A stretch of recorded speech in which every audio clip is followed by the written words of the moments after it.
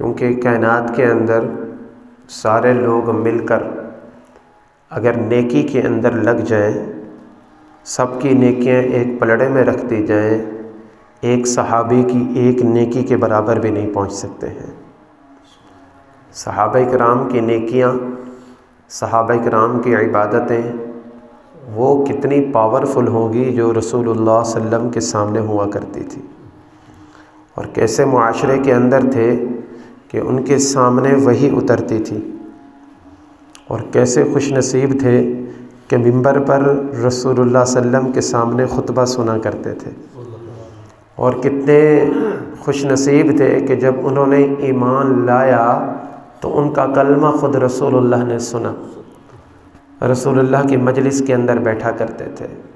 आप और मैं हम किसी शेख के पीछे, किसी अल्लाह वाले के पीछे नमाज़ पढ़ लें तो बड़े खुश होते हैं कि हमने अल्लाह वाले के पीछे नमाज़ पढ़ ली है।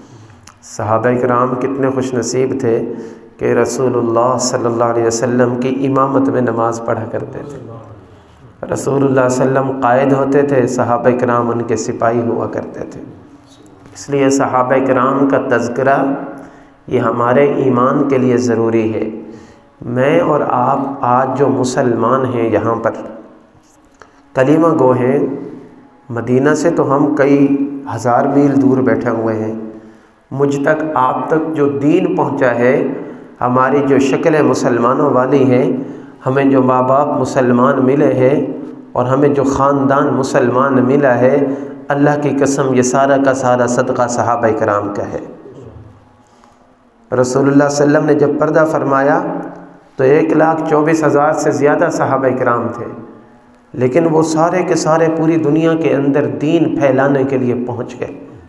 दुनिया के कोने कोने के अंदर पहुँचे हैं ताकि मुझे तक और आप तक दीन पहुँचाएँ, आप तक और मुझ तक दीन पहुँचाएँ।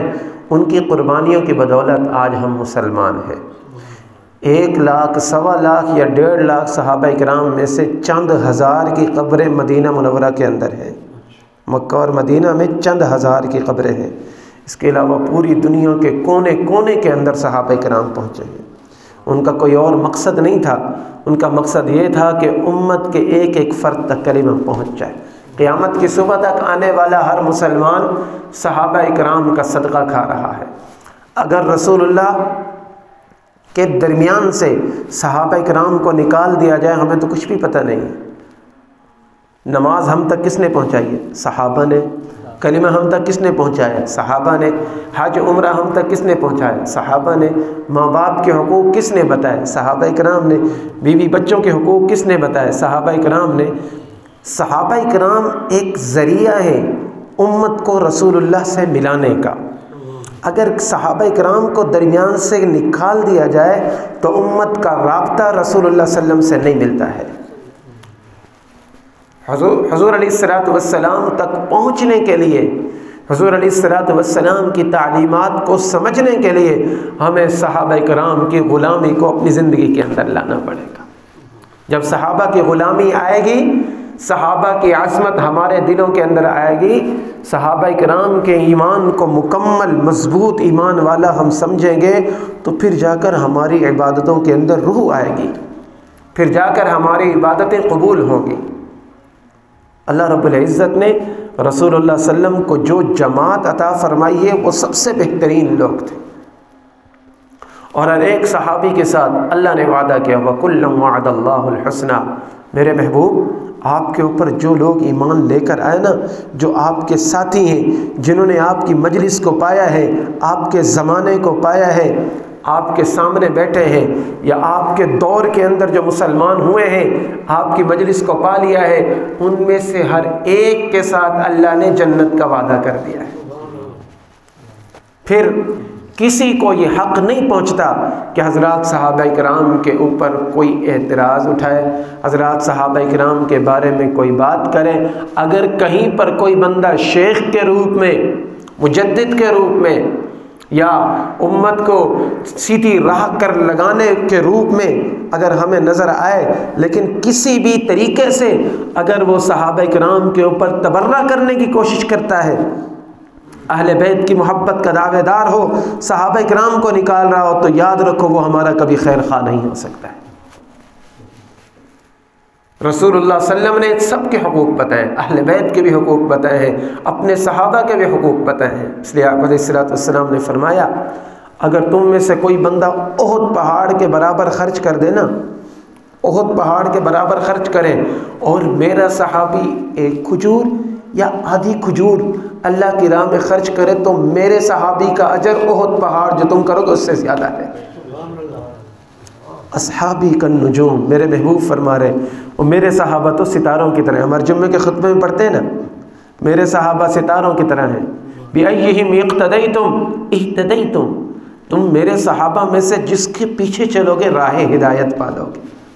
इसलिए मेरे अजीज़ों, अपने दिलों के अंदर और अपने बच्चों के दिलों के अंदर हज़रात सहाबा इकराम की मोहब्बत कूट कूट कर भर देंगे, और हमारे दिलों में जब मोहब्बत होगी तो हमारी आने वाली नस्लों के दिलों के अंदर भी मोहब्बत आएगी। सहाबा इकराम अल्लाह रब्बुल इज़्ज़त की बहुत बड़ी नेमत थी हमारे लिए।